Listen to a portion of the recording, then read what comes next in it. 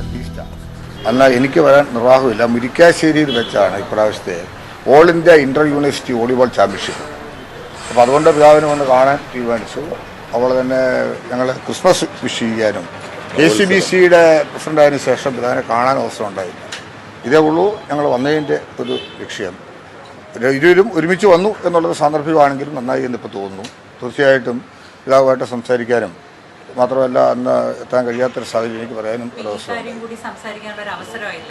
ഇക്കാര്യങ്ങളുടെ സംസാരത്തെക്കുറിച്ച് മറ്റൊരു ആശങ്കയുടെ പ്രശ്നം ഞങ്ങളുടെ മുമ്പിലില്ല.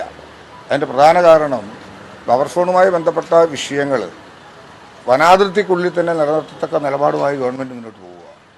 മാത്രമല്ല ഇക്കാര്യങ്ങളിൽ ഫീൽഡ് സർവേയിലേക്ക് വരുന്ന സാഹചര്യം ഉണ്ടായിരിക്കുന്നു. അതുതന്നെയാണ് വിദഗ്ധ സമിതിയെ നിയോഗിച്ചത്. കേരളത്തിൻ്റെ ഒരു സ്ഥിതി എടുത്ത് പരിശോധിക്കുമ്പോൾ ഇന്ത്യ രാജ്യത്ത് ഒരുപക്ഷെ റിവ്യൂ പെറ്റീഷൻ കൊടുത്തൊരു സംസ്ഥാനവും കേരളമാണ്.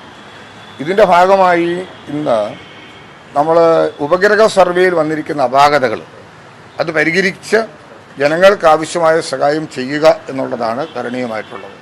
ഞാൻ ഇന്നലെ ഇടുക്കിയിൽ ഓൾ പാർട്ടി യോഗം ചേർന്നു. MLA മാർ, പഞ്ചായത്ത് പ്രസിഡന്റുമാർ, ബന്ധപ്പെട്ട ഓഫീസർമാരെല്ലാം ഞങ്ങൾ ഒരുമിച്ചിരുന്ന് ഇടുക്കിയിലും വയനാട്ടിലും ഉൾപ്പെടെയുള്ള സ്ഥലങ്ങളിൽ സഭാ നേതൃത്വം തന്നെ ഈ നിലപാടുകളിൽ അതൃപ്തി പ്രകടിപ്പിച്ചിട്ടുണ്ട്. ജനങ്ങൾ അവരുടെ ആശങ്ക പരസ്യമായി പ്രകടിപ്പിക്കുന്ന രീതിയിൽ സമരപരിപാടികളുമായിട്ട് മുന്നോട്ട് പോകുന്നുണ്ട്. സഭാ നേതൃത്വവുമായിട്ടുള്ള ഒരു ആശയവിനിമയം ഈ കാര്യത്തിൽ മിനിസ്റ്റേഴ്സ് ഇവിടെ നടത്തുകയുണ്ടായോ? അദ്ദേഹത്തിനോട് ഈ കാര്യങ്ങൾ സംസാരിച്ചു? തിരുമേനിയോട് കാണുമ്പോൾ സംസാരിക്കുന്ന ഇത്തരം കാര്യങ്ങളൊന്നും പറഞ്ഞു കൊടുത്ത് മനസ്സിലാക്കേണ്ട ഒരു പിതാവല്ല നമ്മുടെ സഭാ നേതൃത്വം. ഇല്ല ഗവൺമെൻറ് എടുത്തിരിക്കുന്ന തീരുമാനങ്ങളെ സംബന്ധിച്ചിടത്തോളം തീർച്ചയായിട്ടും മുഖ്യമന്ത്രി തന്നെ വ്യക്തമാക്കി. മുഖ്യമന്ത്രി അതിനകത്ത് വളരെ വ്യക്തമായിട്ട് പറഞ്ഞല്ലോ ഇത്തരം ആശങ്കകളുടെ ആവശ്യമില്ല. മാത്രമല്ല ഇത് ഇന്ത്യയിലെ ഏതാണ്ട് 618 വരുന്ന നാഷണൽ പാർക്കുകൾ, വന്യജീവി സങ്കേതങ്ങളുമായി ബന്ധപ്പെട്ടുള്ള സ്ഥലത്താണ് ഈ ബഫർ സോൺ. അതിൽ 24 കേന്ദ്രങ്ങളാണ് കേരളത്തിൽ വരുന്നത്. അപ്പോൾ ആ കേന്ദ്രങ്ങളിൽ ചെയ്യേണ്ട ഒരു എക്സസൈസ് പൂർത്തീകരിക്കുക. ബഫർ സോൺ ഉണ്ടെങ്കിൽ അതിനകത്ത് നിന്ന് ഒഴിവാക്കുന്നതിന് ആവശ്യമായ കാര്യങ്ങൾ ബോധ്യപ്പെടുത്താൻ അവസരമുണ്ട്. സുപ്രീം കോടതി തന്നെ പറഞ്ഞിട്ടുണ്ടല്ലോ അത്. 3 കാര്യങ്ങളാണ് ഞാൻ മനസ്സിലാക്കിയത്. 1, ഇപ്പറയപ്പെടുന്ന മേഖലയിൽ ഖനനമുണ്ടോ? 2, വനം അല്ലെങ്കിൽ വന്യജീവികൾക്ക് നാശനഷ്ടം ഉണ്ടായിട്ടുണ്ടോ? ജൈവ വൈവിധ്യങ്ങൾക്ക് തകർച്ചയുണ്ടോ? ഇക്കാര്യങ്ങളെല്ലാം എടുത്ത് പരിശോധിക്കുമ്പോൾ ഇത്തരം മേഖലയോട് 1 കിലോമീറ്റർ ചേർന്ന് ഒരിടത്തും ഖനനമുള്ളതായിട്ട് എൻ്റെ ശ്രദ്ധയിൽപ്പെട്ടിട്ടില്ല. ഇതിൻ്റെ ഭാഗമായിട്ട് വന്യജീവി ആക്രമണങ്ങളെ സംബന്ധിച്ചിടത്തോളം ഏതെങ്കിലും പാർക്കിലേക്ക് പോയി വന്യജീവിയെ മനുഷ്യരാരും ആക്രമിച്ച സ്വഭാവം കേരളത്തിലുണ്ടായിട്ടില്ല. 3, ജൈവ വൈവിധ്യങ്ങൾ. ഇത്രയും ഫോറസ്റ്റ് സംരക്ഷിക്കുന്ന ഒരു സ്റ്റേറ്റ് വേറെയില്ല. ഇനി സംരക്ഷിത വനം മാത്രമല്ല, ഇപ്പോൾ നമ്മുടെ ഹരിതാപമായി കിടക്കുന്ന സ്ഥലം എടുത്തു നോക്കിയാൽ ഇപ്പോൾ ഈ പച്ചപ്പ് എടുത്തു നോക്കുമ്പം ഏതാണ്ട് 54% വരുന്നുണ്ട്. അപ്പോൾ ഇതെല്ലാം ദേശീയ ശരാശരിയേക്കാൾ വളരെ ഏറെ മുന്നോട്ട് നിൽക്കുന്നതാണ്.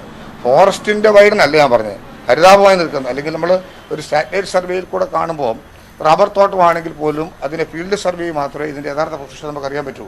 അതുകൊണ്ടാണ് ഇത്തരം ഫീൽഡ് സർവേ നടത്തി പ്രശ്നം പരിഹരിക്കണം എന്നുള്ള തീരുമാനം എടുക്കുന്നത്. ഒരു പ്രശ്നമില്ലാന്ന് സർക്കാർ ആവർത്തിച്ച് പറയുന്നുണ്ട്, ഒരു ജനങ്ങൾക്ക് ബുദ്ധിമുട്ടുണ്ടാക്കുന്നൊന്നും പറയുന്നില്ല. പക്ഷേ ഈ താമരശ്ശേരി അതിരൂപതയുടെ കനത്ത പ്രതിഷേധമുണ്ട്, പ്രതിപക്ഷം പ്രതിഷേധ രംഗത്താണ്. സർക്കാരിനെതിരെ എനിക്ക് തോന്നുന്നു അത് ആ കാര്യങ്ങൾ മനസ്സിലാകുമ്പം തീർച്ചയായിട്ടും പരിഹരിക്കപ്പെടും. ഞാൻ ഇന്നലെ പറഞ്ഞത് ഞാനല്ല പറഞ്ഞത്, സഭാ നേതൃത്വം അങ്ങനെയുള്ള സന്ദർഭങ്ങളിലെല്ലാം അത് ഗവൺമെൻറ്റുമായി സംസാരിക്കാറുണ്ട്. മുഖ്യമന്ത്രി ആ കാര്യങ്ങൾ വളരെ ജാഗ്രതയോടെ ചിന്തിക്കാറുണ്ട്, ശ്രദ്ധിക്കാറുണ്ട്. അതനുസരിച്ചൊക്കെയുള്ള തീരുമാനങ്ങൾ മുഖ്യമന്ത്രി പറയും. അദ്ദേഹം ആ കാര്യത്തിലൊക്കെ അത്തരം കാര്യങ്ങൾ വളരെ ഗൗരവപൂർവ്വം കാണുകയും ചിന്തിക്കുകയും പ്രവർത്തിക്കുകയും ചെയ്യുന്ന വ്യക്തിയാണ്.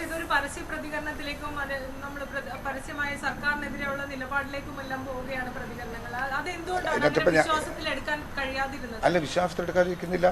ഇതിൻ്റെ ഒരു കാര്യം എന്താ, ഇത് ഗവൺമെൻറ്റിൻ്റെ വേഴ്സസ് മറ്റൊന്നായി പോകേണ്ടതല്ല. സുപ്രീം കോടതി വിധിയുടെ പശ്ചാത്തലത്തിൽ ജൂൺ മാസം 22 ആണെന്ന് തോന്നുന്നു ഈ റിമോട്ട് സർവേ നടത്തി അല്ലെങ്കിൽ നമ്മുടെ സ്റ്റാറ്റേറ്റ് സർവേ നടത്തി റിപ്പോർട്ട് കൊടുക്കാൻ വൈൽഡ് ലൈഫിനെ ചുമതലപ്പെടുത്തി. അത് പ്രസിദ്ധീകരിക്കണമല്ലോ. അത് പ്രസിദ്ധീകരിക്കുമ്പോഴാണല്ലോ ഇവിടെ ജനവാസമുണ്ട്, ഇത്തരം കാര്യങ്ങൾ ഇടപെട്ടിട്ടുണ്ടെന്ന് ബോധ്യപ്പെടാൻ കഴിയുന്നത്. അത് ഒഴിവാക്കണമെന്നാണല്ലോ നമ്മുടെ കേസ്. അപ്പോൾ അതുണ്ടെന്ന് വരുത്തുക, അത് കാണുന്ന തെറ്റിദ്ധരിക്കുന്നു, അതൊന്നും ഒരു പ്രശ്നമല്ല. സഭാ നേതൃത്വമായൊരു തർക്കത്തിനില്ല, അവിടെ സഭാ നേതൃത്വത്തിന് വിഷയമില്ല. ഇതിപ്പം അഭിനന്ദ പിതാവിനെ കാണാൻ വന്നുകൊണ്ടാണ് ഇവിടെ വെച്ച് സഭാ നേതൃത്വത്തെ കുറിച്ച് പറയേണ്ടി വരുന്നത്. ഇടപെട്ടതാണ്. മന്ത്രിമാർ നേരിട്ട് സമരത്തിൽ പ്രശ്നം പരിഹരിക്കാൻ ലിമിന് ഇടപെട്ടതാണ്. ആ ഒരു സാഹചര്യം ഇതിനകത്ത് പിതാവ് എല്ലാ കാര്യത്തിലും ഇടപെടുകയും സംസാരിക്കുകയും ചെയ്യുന്ന പിതാവാണ്. അതുണ്ടാവുമല്ലോ. അത് പിതാവിൻ്റെ ഭാഗത്തുനിന്ന് ഇപ്പം ഞങ്ങളാരും പോയി പറഞ്ഞ് മനസ്സിലാക്കി പ്രതികരിപ്പിക്കേണ്ടതോ അല്ലെങ്കിൽ ഇത്രയും പറയേണ്ടതായ ഒരു ആവശ്യം ക്ലീമിസ്റ്റിൻ്റെ അടുത്തില്ല. ഞങ്ങൾ വന്നതിൻ്റെ ഉദ്ദേശം പറഞ്ഞു. അതാണ് വന്ന് കണ്ട് മടങ്ങി പോകാനായിട്ട് വന്നതാണ്. ക്രിസ്മസ് ആശംസകൾ, നവവത്സര ആശംസകളൊക്കെ നേർന്നു. പിതാവിൻ്റെ ഫീസ്റ്റിൽ എത്താൻ പറ്റാതെ വരുന്ന എൻ്റെ വ്യക്തിപരമായ കാര്യങ്ങൾ എനിക്ക് സൂചിപ്പിക്കാനിടയുണ്ടായി.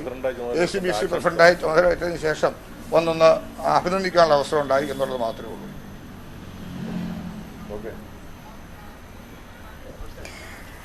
ബഫർ സോൺ വിഷയത്തിൽ സർക്കാർ അനുനയ ശ്രമങ്ങൾ തുടങ്ങിയിരിക്കുകയാണ്. മന്ത്രിമാരായ ആന്റണി രാജുവും റോഷി അഗസ്റ്റിനും കർദിനാൾ ക്ലിമീസ് ബാവയെ കണ്ടതിന് ശേഷം മടങ്ങുകയാണ്. പക്ഷേ അത്തരം ഒരു അനുനയ നീക്കവുമായല്ല കൂടിക്കാഴ്ച എന്നാണ് അവർ മാധ്യമങ്ങളോട് വിശദീകരിക്കുന്നത്. ക്രിസ്മസ് ആശംസ നേരാനെത്തി യാദൃച്ഛികമായാണ് രണ്ട് മന്ത്രിമാരും ഒരുമിച്ചെത്തതെന്നും മന്ത്രിമാർ മാധ്യമങ്ങളോട് പറയുന്നു.